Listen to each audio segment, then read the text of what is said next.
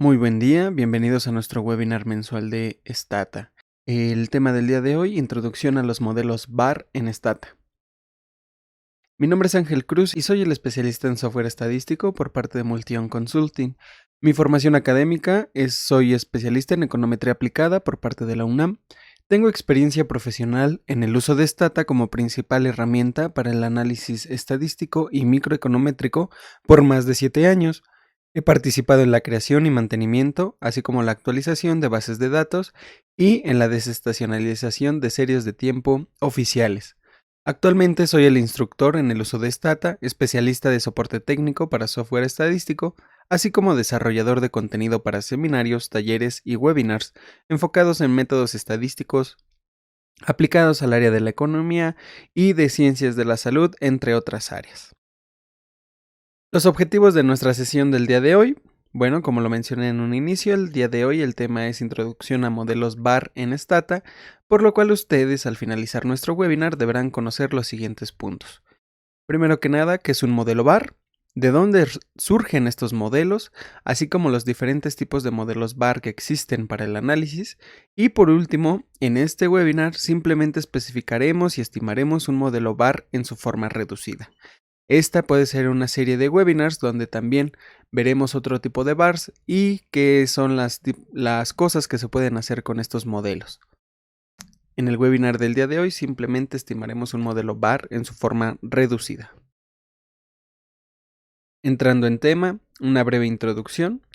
Hasta ahora solo hemos desarrollado modelos para una única serie de tiempo, por los cuales nos han proporcionado métodos prácticos para pronosticar la serie en base a sus valores pasados. Los modelos que hemos analizado hasta el momento son modelos uniecuacionales.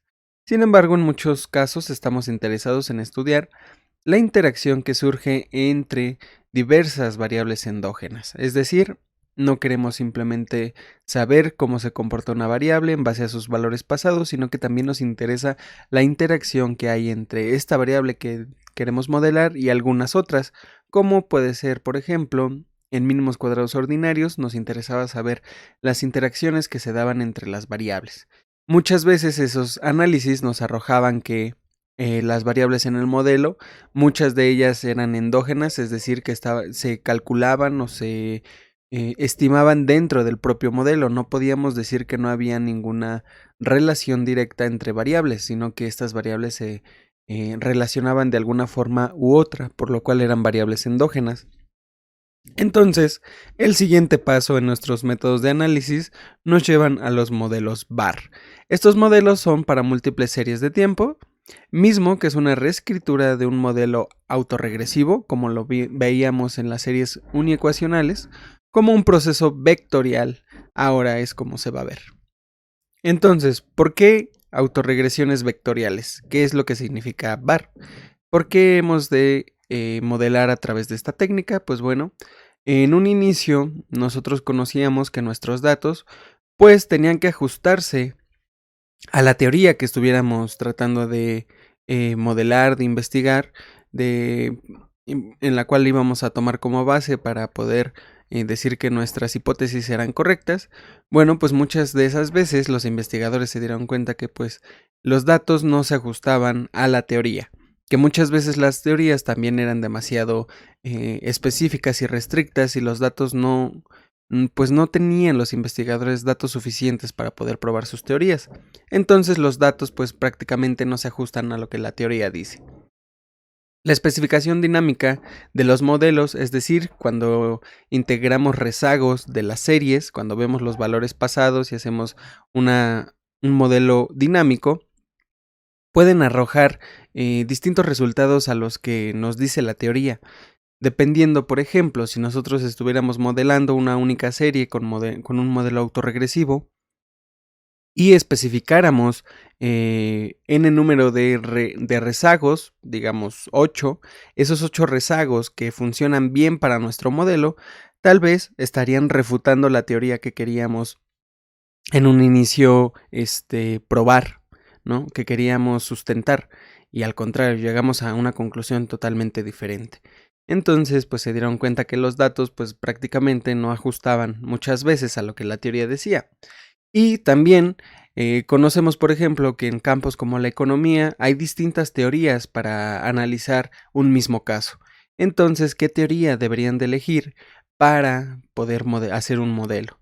Entonces, este tipo de cosas fue lo que llevó a los investigadores a realizar los modelos BAR, en donde permite que los datos especifiquen la estructura dinámica del modelo, es decir, que tus datos sean los que hablen, que tus datos sean los que te digan qué modelo es mejor para esos datos. Por lo tanto, un BAR hace demandas teóricas mínimas a la estructura del modelo. Esto enfocado en la teoría, por ejemplo, en la teoría económica, por decir. Un poco de teoría. Vamos a ver que un modelo simple, univariado, autorregresivo, de orden P, es decir, un modelo AR de orden P, sin variables exógenas, se especifica como la primera ecuación que tenemos en la pantalla, donde YT va a ser igual a mu más phi1, que multiplica a la serie YT en su rezago, en su primer rezago, y así sucesivamente hasta llegar a un parámetro phi de orden P, multiplicado por un valor, por un rezago P de nuestra variable dependiente. Y al final un término de error, más E más epsilon t. De forma compacta, este modelo se convierte en phi en función de L, que son los rezagos que multiplican a nuestra variable YT. Phi L significa el número de parámetros que está por el número de rezagos, o sea, cuántos parámetros vamos a tener si nosotros manejamos L número de rezagos. Y eso va a ser igual a mu más epsilon t. Entonces YT es una función de una constante mu de los p valores rezagados de YT y un término de error aleatorio epsilon t. Eso es lo que quiere decir esa ecuación. Ahora consideraremos un vector conjunto de n variables endógenas, es decir, ya no tenemos simplemente YT.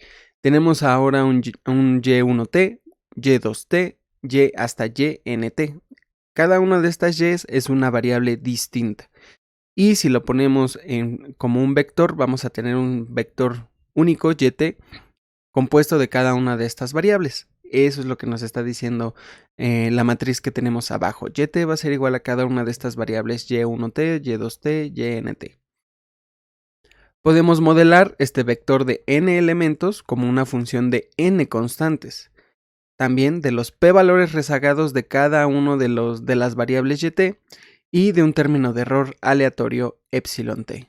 Entonces vamos a tener que podemos modelar la anterior matriz, el anterior vector, como YT igual a un vector de parámetros constantes mu, que multiplica un phi, este phi es la phi mayúscula, 1 multiplicado por el primer rezago de cada una de estas variables y así sucesivamente hasta el parámetro phi mayúscula en el orden p, que multiplica cada una de esas variables en su rezago p, más el término de error aleatorio epsilon t. En esta ecuación, mu es un vector de n constantes de m1 hasta mn. N, recordemos que es el número de variables que tenemos, el número de variables endógenas. Y los términos phi, cada uno de estos términos phi se puede poner de manera conjunta en una matriz de coeficientes, phi i, y esta matriz va a ser igual a lo que vemos en la pantalla en medio, donde phi, dependiendo la variable, por eso tiene una i, la i va a determinar cuál es la variable, phi i de la variable 1, 1, y así sucesivamente hasta phi i de la variable 1 hasta el rezago tal que tenga, hasta el rezago n. Y así sucesivamente con cada uno de los parámetros phi que tengamos en nuestro modelo. Entonces epsilon t es un vector también de n elementos que contiene los errores aleatorios para cada una de estas variables dependientes. Entonces tenemos nuestra matriz epsilon t, donde va a ser igual a cada uno de los errores de las n variables. Para esta matriz también tenemos supuestos, como lo tenemos para mínimos cuadrados ordinarios o cualquier otra técnica de estimación, donde el primer momento, es decir, la media de estos errores, debe ser igual a 0. Y el segundo momento, es decir, la varianza, donde si lo vemos de forma matricial, epsilon t que multiplica a epsilon transpuesta S, debe ser igual a dos valores. En la diagonal principal va a ser igual a sigma mayúscula, donde t va a ser igual a S. y en cada uno de los otros términos debe ser 0. Entonces vamos a tener una matriz de varianzas y covarianzas, o es decir, la varianza de nuestro modelo debe ser sigma, debe ser constante. Notando que los elementos de epsilon t pueden estar correlacionados contemporáneamente. Es decir, que estos elementos de los errores de cada una de estas variables endógenas pueden estar correlacionados en el mismo periodo dentro de las ecuaciones. Entonces podemos reescribir nuestro modelo bar de orden P de una forma compacta también, donde phi en función de L rezagos que multiplica al vector de variable ht va a ser igual o va a estar en función de un vector constante mu más un término de error epsilon t, donde la función de phi en función de L es una matriz polinomial de el operador de rezagos que tenemos a la mitad de la pantalla. Esa es la escritura de esta matriz polinomial. Entonces, para revisar las interacciones entre los elementos de YT, extraemos la ecuación para la iésima variable endógena del var. Es decir, tenemos nuestro var, tenemos muchas variables que están ahí incluidas. Entonces, si queremos revisar las interacciones entre un solo elemento, es decir, una variable endógena, cuál es su interacción con las demás variables endógenas, pues bueno, vamos a tener la ecuación que tenemos en medio de pantalla, que es y y t, por ejemplo, pongámosle el nombre de inflación. Este es las interacciones con la variable inflación en función de otro número de variables, donde va a ser igual a mu i, que va a ser su constante, y esto va a sumar al primer parámetro de su primer rezago de inflación, y así sucesivamente, pero del primer rezago de todas las demás variables que tengamos en nuestro modelo var. El segundo elemento, la segunda línea, nos dice que de igual forma es un parámetro phi que multiplica el segundo rezago tanto de inflación como de cada una de las otras variables en las que está en función el var. Y por último tenemos el rezago de orden p y multiplicado por su parámetro phi de la inflación multiplicada por cada una de las variables que están dentro del var. Y al final tenemos nuestro término de error epsilon it, que sería el término de error de la inflación contemporánea. Entonces tenemos que cada una de las n variables endógenas, que son y y t, dependen de sus propios valores rezagados, de los valores rezagados de las otras series de tiempo endógenas también, como lo acabo de explicar. Sin embargo, como resultado de la dependencia en los valores rezagados de todos los elementos de nuestro vector YT, cada una de estas variables endógenas es influenciada no solo por los valores presentes y pasados de sus propios términos de error, sino que también se van a influenciar por los valores pasados de todos los otros elementos de ET. Es decir, todos los demás términos aleatorios de las demás funciones van a interactuar o van a afectar a cualquiera de las variables. Por ejemplo, a inflación la van a afectar también los errores de cada una de las otras variables endógenas de mi modelo. Entonces, esto se vuelve prácticamente una plétora de dependencias que hace difícil trazar los múltiples canales de influencia entre cada una de nuestras variables endógenas y los términos de error. Para esto, los métodos desarrollados para el análisis de los modelos var están diseñados para ayudarnos a encontrar el sentido de estas interacciones. Es decir, este es nuestro modelo simple, este es nuestro modelo reducido var, pero de todo esto que vimos que se puede depender tanto de rezagos de la misma variable como de otras variables, de sus propios errores como los errores de otras variables, pues bueno, se desarrollan distintos tipos de var para poder analizar estas influencias, estos tipos de estimación. Entonces, ¿cuáles son los var existentes?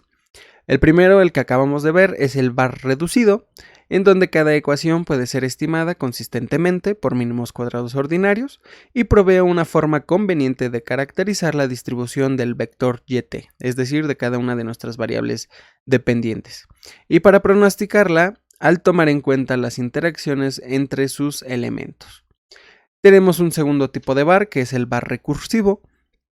Este tipo de var especifica una prioridad de influencia entre los elementos de YT, es decir, entre cada una de las variables dependientes. Las ecuaciones están ordenadas, por lo cual los términos de error en cada ecuación no están correlacionadas con los errores de las ecuaciones precedentes.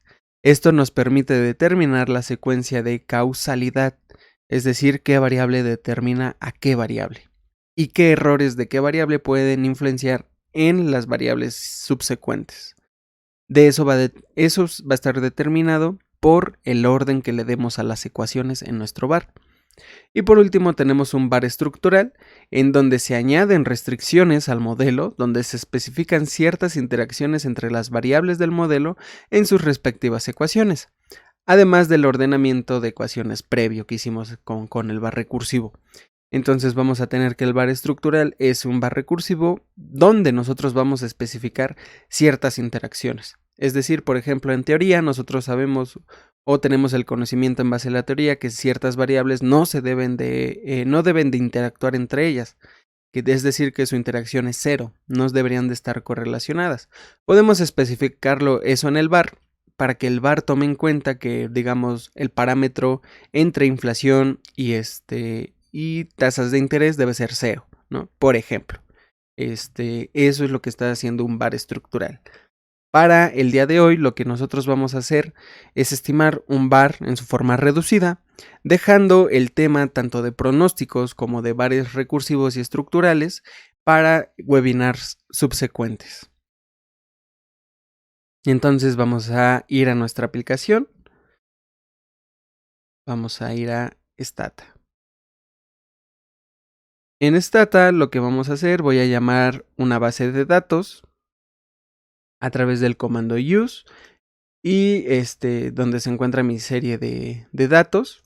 Es un ejemplo de modelo VAR que se encuentra dentro de los libros de Stata, de Introducción a las series de tiempo, en donde se está analizando una base de datos de Stock y Watson del 2001, donde hacen un ejemplo de modelo VAR, tratando de modelar de una forma muy reducida la economía de Estados Unidos a través de 3 variables. Vamos a ver la base. Esta es nuestra base de datos. Tiene datos desde el primer trimestre de 1960 hasta el primer trimestre de 2012. ¿Cuáles son las variables? Fed Funds es la tasa de interés de los fondos federales de Estados Unidos, la tasa de inflación y la tasa de desempleo que tiene Estados Unidos. El modelo traza interacciones dinámicas entre el producto real, que en realidad se está modelando a través de una variable proxy, que es la tasa de desempleo, un rate, los precios de la economía a través de la tasa de inflación. También se modela la política económica a través de su principal instrumento, que es los fondos federales y su tasa de fondeo. Así se está tratando de modelar de una forma reducida la economía de Estados Unidos, y también con este tipo de modelos así de simples se puede considerar el impacto de distintas reglas de política y poder medir sus efectos dentro de la economía. La muestra original marca desde 1960, el primer trimestre, hasta el cuarto trimestre del 2000. Sin embargo, el personal que realizó el libro de Stata de Introducción a Series de Tiempo amplió esta muestra hasta el 2012, el primer trimestre de 2012. Entonces, aquí podemos ver en nuestra serie de datos que la tasa de desempleo, si ustedes quisieran analizar estos datos, está medida a través de la tasa de desempleo civil. La inflación está medida a través del cambio porcentual en el deflactor del PIB de Estados Unidos, y la tasa de fondos federales es simplemente eso, la tasa de los fondos federales que se encuentra en la Fed. Ahora bien, ¿qué podemos ver dentro de este análisis? Cuando nosotros vamos a realizar un modelo VAR, si ustedes recuerdan, lo que se hace normalmente, por ejemplo, en las series uniecuacionales, por ejemplo, el modelo AR de orden P. Recordemos que el modelo VAR es simplemente su estructura, pero ahora con vectores. Lo que vamos a hacer es primero describir nuestra base de datos. Entonces debemos de hacer el análisis exploratorio. Tenemos nuestra base de datos, tenemos nuestra variable tiempo. Y Stata debe de saber que estamos trabajando con series de tiempo, entonces vamos a realizar el comando tsset, en donde Stata va a determinar cuál es su variable tiempo, ya que es la única variable que tiene el formato tiempo específico de Stata, y la toma como nuestra variable tiempo. Entonces vamos a realizar ahora un análisis exploratorio a través de gráficos.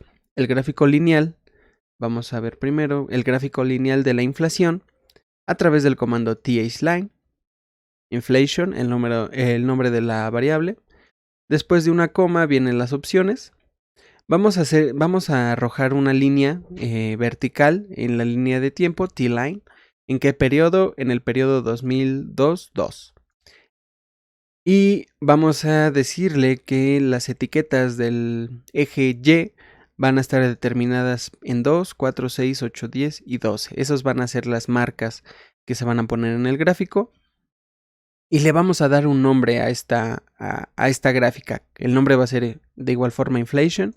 Y dentro de este mismo subcomando vamos a tener otra opción que es replace. ¿Qué nos va a arrojar esto? Vamos a ver la gráfica que nos arroja. Aquí está. Ahora bien, ¿por qué se puso esta línea roja aquí? En webinars futuros, así como en ejemplos futuros, vamos a tomar en cuenta que a partir del 2002, del segundo trimestre, este periodo que está después de la línea se va a considerar para hacer los pronósticos con nuestros modelos VAR. Antes de esta línea se va a modelar todo el VAR a través de estos datos. Entonces vamos a modelar el VAR desde 1960 hasta el 2002, primer trimestre, segundo trimestre. Y después del tercer trimestre de 2002 vamos a obtener estos datos, pero como pronóstico de nuestro modelo VAR. Este es el comportamiento de la inflación. Vemos que durante los 70s, los 80s, había valores demasiado altos de inflación en Estados Unidos, casi los 12 puntos porcentuales. Y en el periodo en el que ahora vamos a tratar de pronosticar, los valores de la inflación han sido bastante reducidos, desde 4 más menos por ciento. Vamos a ver ahora la gráfica para la tasa de desempleo civil.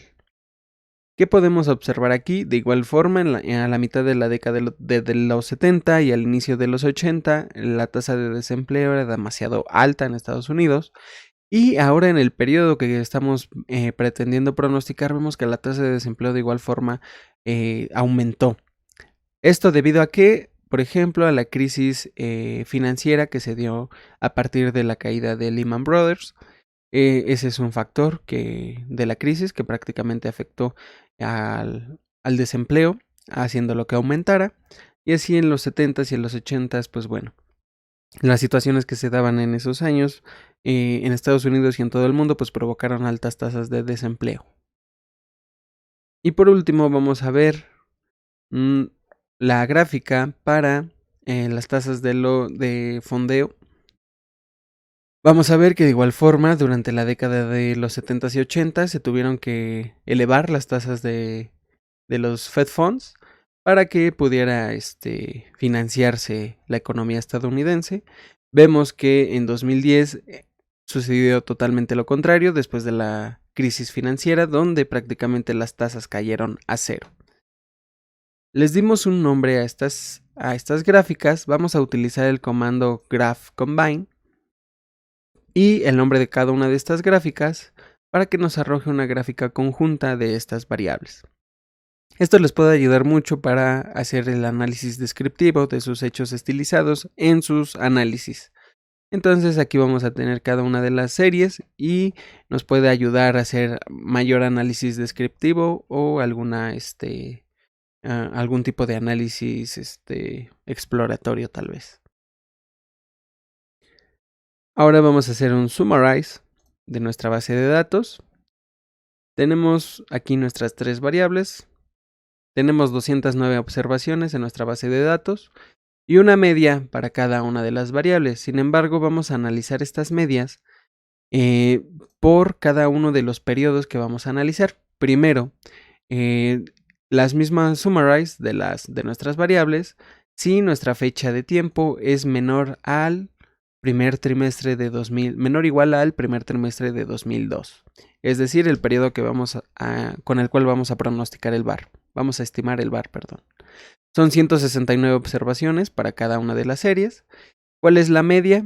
6.4% fue la media en la tasa de fondeo, 3.7% la media de la tasa de inflación y 5.9% la tasa de desempleo. Ahora bien, ¿cuáles son estas estadísticas? Pero para las 40 observaciones que queremos pronosticar en base a la estimación de nuestros modelos VAR, pues bueno, vemos que, como lo mencionamos a través de los gráficos, la tasa de fondeo fue reducida en más que proporcionalmente, fue de 1.9% en el último periodo. ¿Debido a qué? A que las tasas de fondeo cayeron prácticamente a cero después de la crisis de 2009. La inflación también cayó 2.2% y la tasa de desempleo fue incluso mayor al periodo en el que vamos a estimar el VAR. Esto también les puede ayudar para hacer análisis descriptivo, exploratorio. Ahora bien, ¿cómo vamos a modelar nuestro VAR?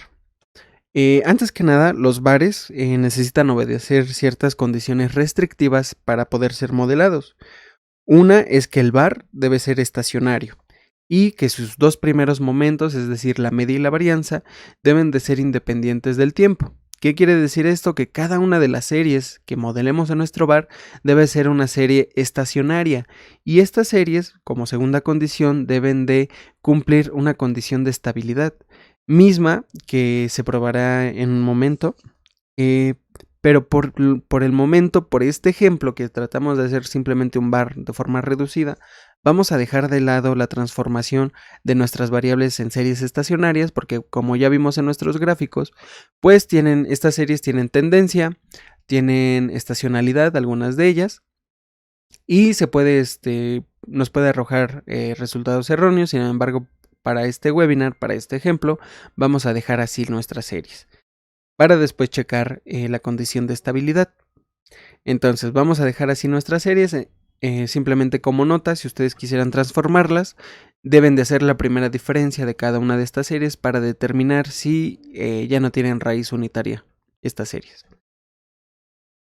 Ahora bien, recordemos nuevamente, en un modelo uniecuacional, AR de orden P, lo primero que hacíamos era revisar, era encontrar, mejor dicho, cuál iba a ser el orden de nuestro modelo.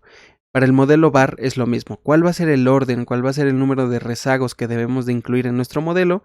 Pues bueno, eso en la forma uniecuacional lo hacemos a través de la revisión de las gráficas de autocorrelación y autocorrelación parcial. Para los modelos VAR, nosotros vemos otro tipo de estadísticos en los cuales vamos a dejar caer la responsabilidad de determinar cuál es el mejor orden para nuestro modelo VAR. Y esto se hace a través de realizar distintos modelos VAR y observar estos estadísticos. No vamos a hacer distintos modelos de orden VAR, al contrario, Stata ya tiene un comando el cual nos va a servir para hacer esto de forma automatizada. El comando es var_soc.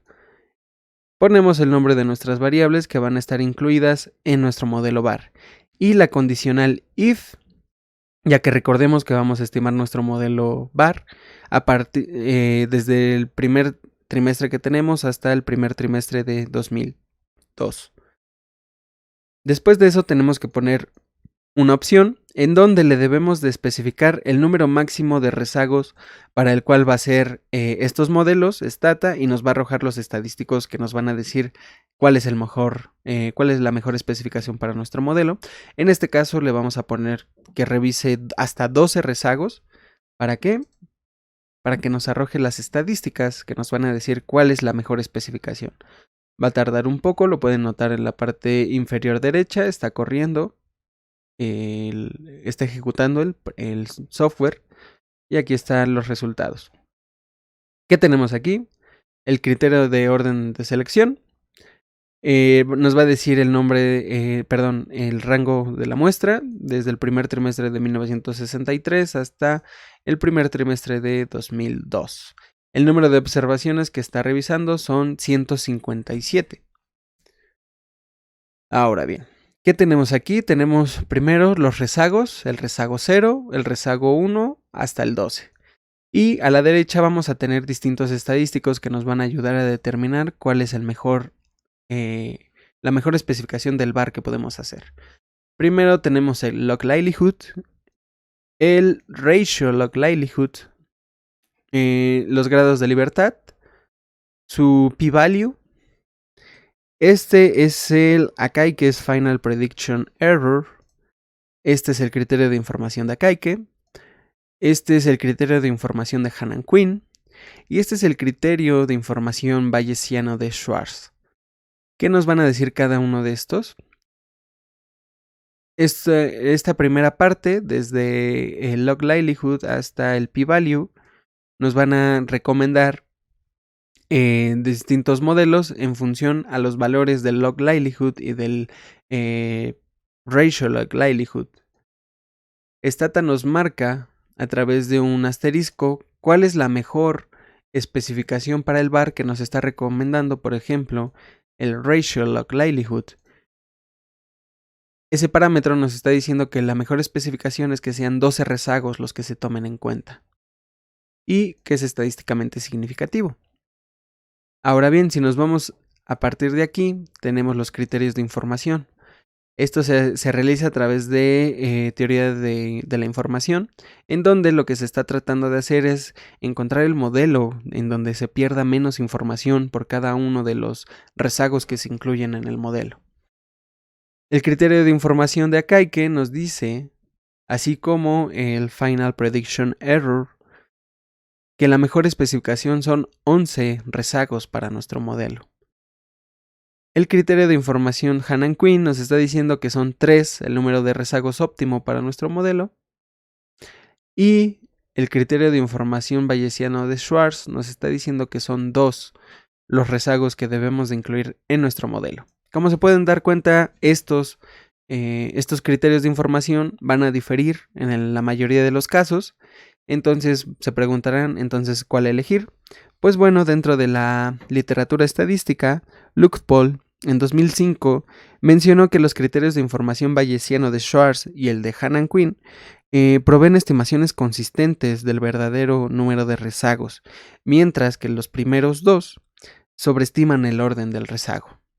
Y lo podemos ver aquí, tienen hasta 11 rezagos, está tal vez sobreestimado estos dos criterios de información, por lo cual la decisión recaerá sobre el investigador, sobre ustedes, para determinar si quieren trabajar con 3 rezagos o con 2 rezagos.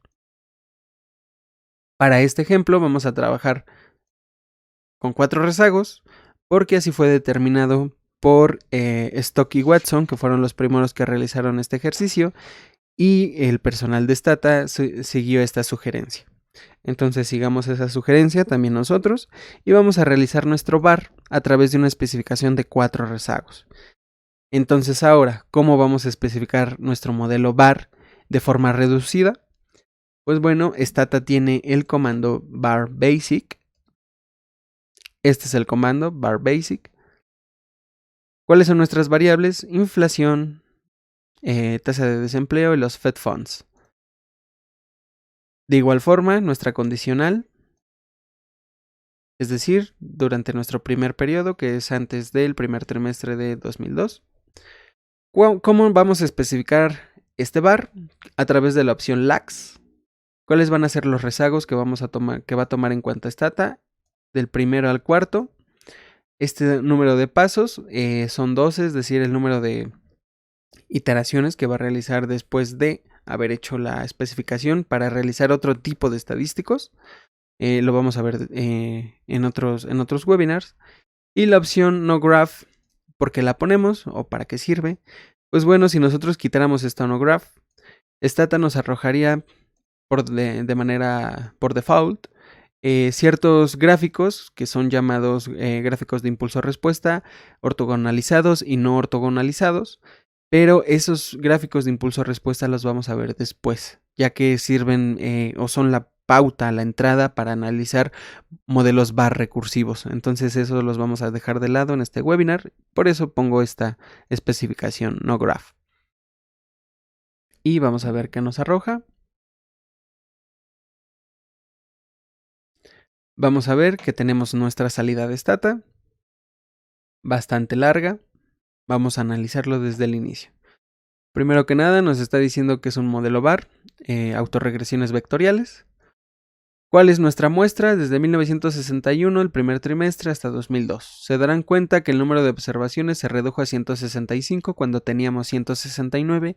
¿Por qué? Porque está tomando en cuenta 4 rezagos. Entonces se está perdiendo las primeras 4 observaciones de la muestra y por eso empieza desde 1961 y no desde 1960 como originalmente está la base de datos.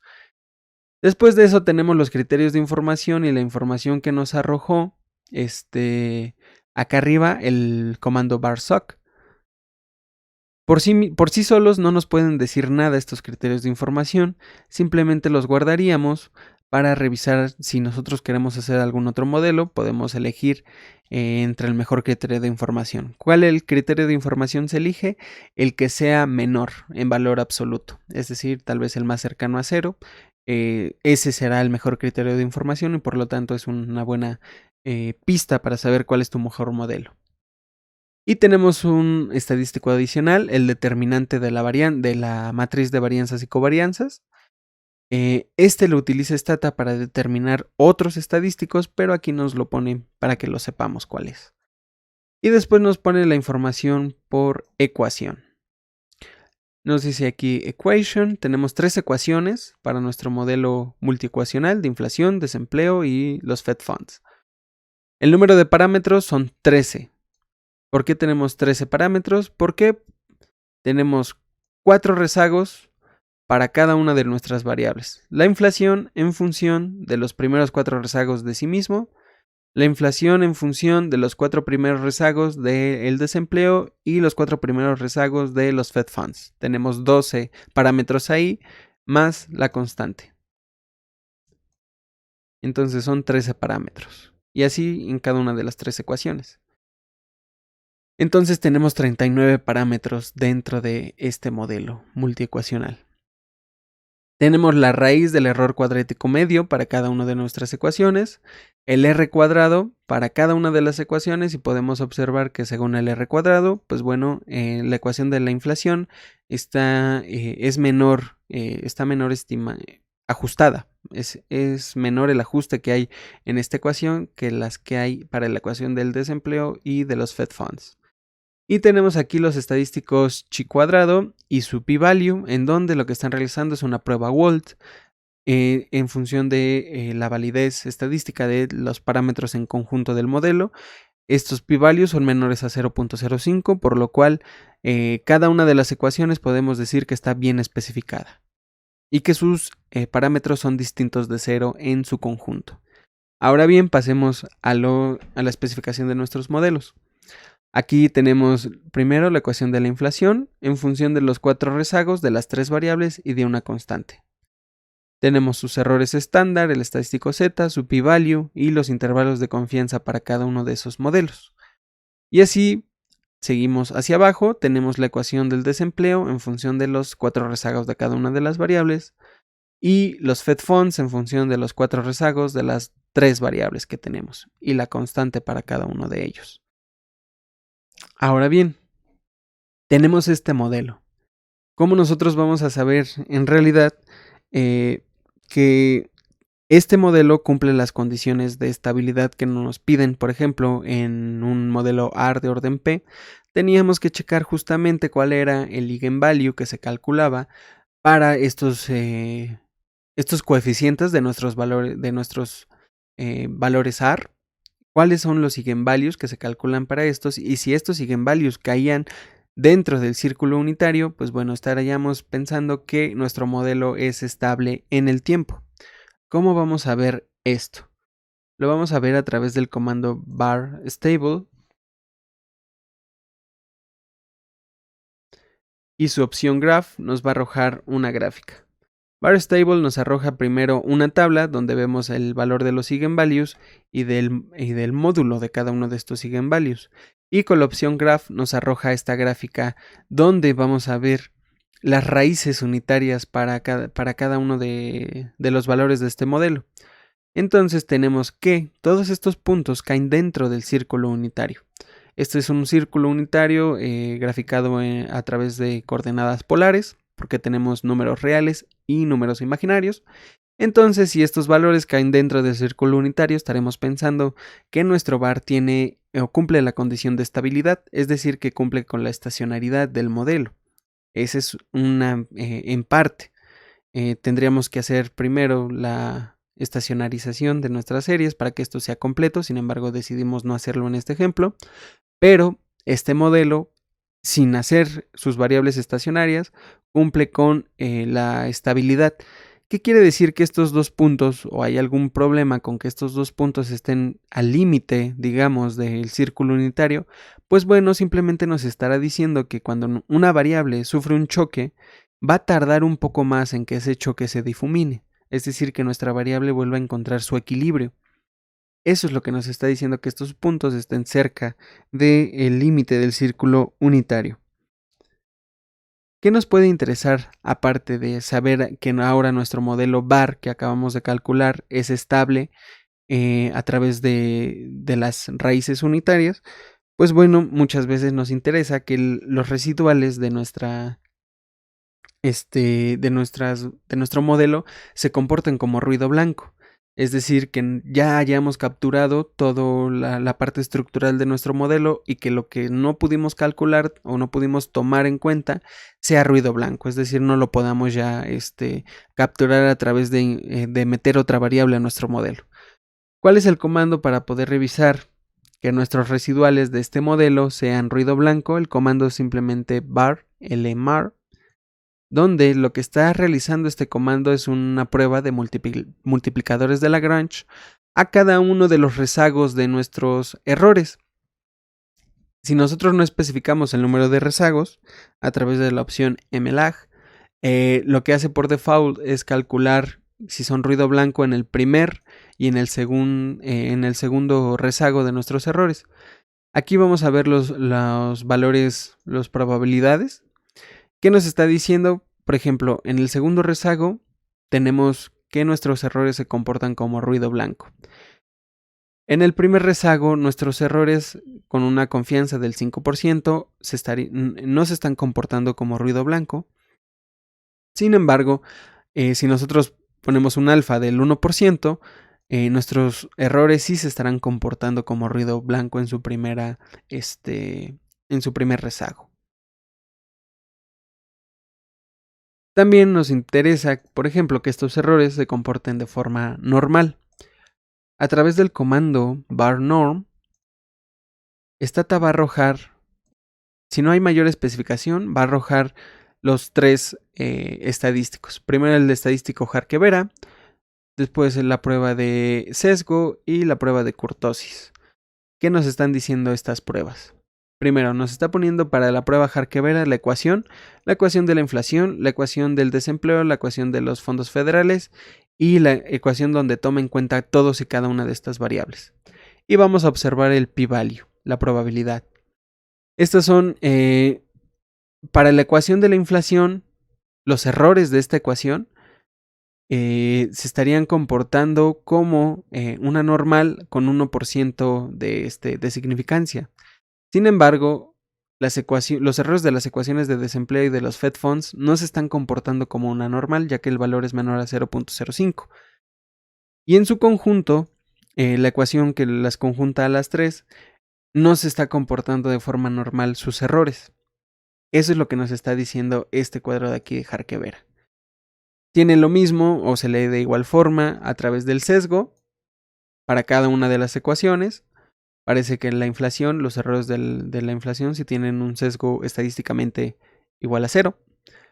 Y la kurtosis, de igual forma, parece ser que para la ecuación de la inflación sí tiene una kurtosis estadísticamente significativa igual a 3, que son las medidas en las que deben de comportarse como una normal.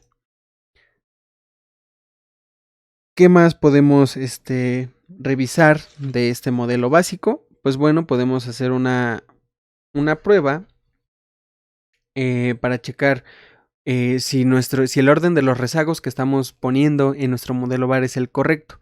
Esta prueba es después de que se realiza el modelo bar, no es antes, como lo hicimos con varsoc, Esta prueba lo hace a través del comando var WLE y que nos arroja este comando. Nos está arrojando un resultado por ecuación y para las ecuaciones en conjunto.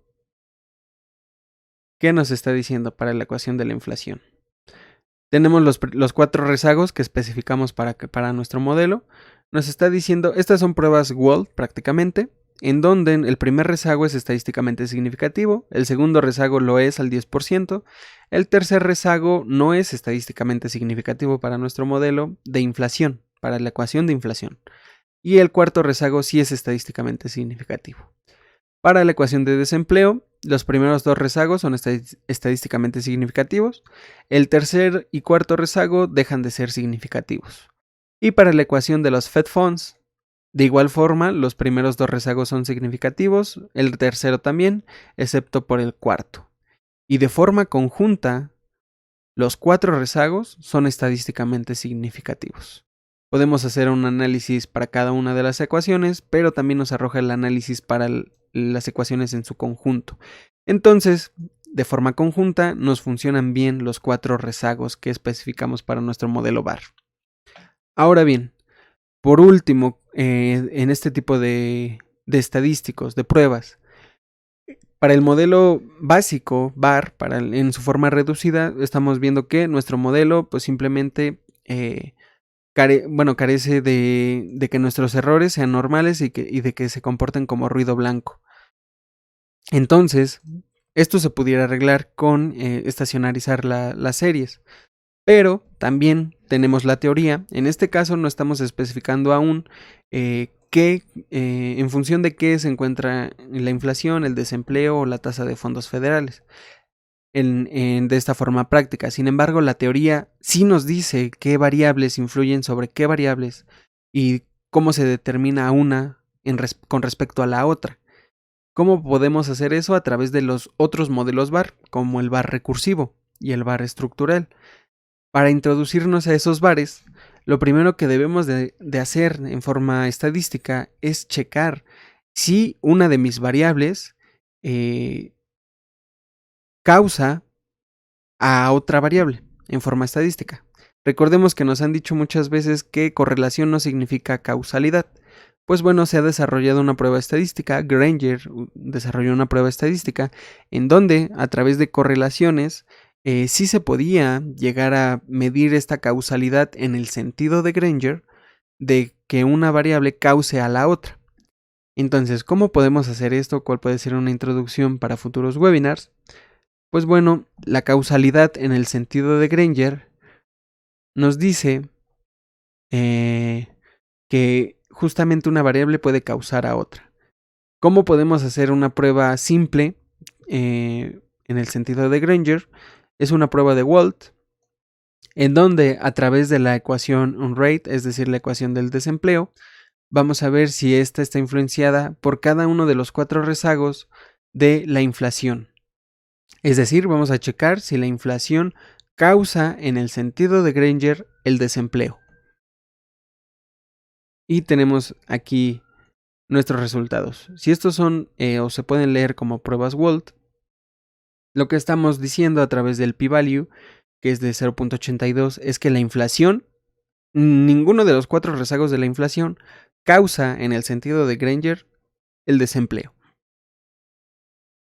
Esa es una forma, pero esta talla tiene un comando directo, var Granger, en donde nos va a decir no simplemente para una ecuación, sino para cada una de las ecuaciones. La ecuación de la inflación, el desempleo causa en el sentido de Granger a la inflación. Tenemos aquí que sí, que estadísticamente sí causa el desempleo en el sentido de Granger a la inflación. Los Fed Funds causan en el sentido de Granger la inflación. Estamos diciendo que no. Y en su conjunto, ambas variables causan en el sentido de Granger la inflación. Ahora abajo, ¿la inflación causa en el sentido de Granger al desempleo? La respuesta es no. ¿Los Fed Funds causan en el sentido de Granger el desempleo? La respuesta es sí. y en su conjunto ambas causan en el sentido de Granger el desempleo. La inflación causa en el sentido de Granger a los Fed Funds, a la tasa de fondeo. La respuesta es que sí, así como el desempleo causa en el sentido de Granger a la tasa de fondeo, y ambas en su conjunto la causan. Esto para, por ejemplo, un economista, por ejemplo, los Fed Funds, causa demasiado sentido. La forma en la que se determinan las tasas de interés es a través de una regla que se llama la regla de Taylor, en donde se toma en cuenta tanto inflación como desempleo. Entonces, esta información estadística para un economista le hace total sentido gracias a la teoría de la regla de Taylor. Sin embargo, pues bueno, habrá que poner más atención en estas interacciones. Entonces, esta prueba de causalidad en el sentido de Granger nos abre la posibilidad para hacer los distintos tipos de bars que tenemos, que es el bar recursivo y el bar estructural. Entonces dejaremos para webinars posteriores la estimación de los siguientes bares, en donde vamos a checar también cómo se puede pronosticar con estos bars. Entonces eso es todo por el tema del bar del día de hoy. Les recordamos que somos Multion Consulting, distribuidor certificado de Stata en México. Si requieren información del software, pueden escribirnos a info@multion.com. Muchas gracias por haber estado con nosotros y hasta luego. Nos vemos el siguiente mes con un nuevo webinar de Stata.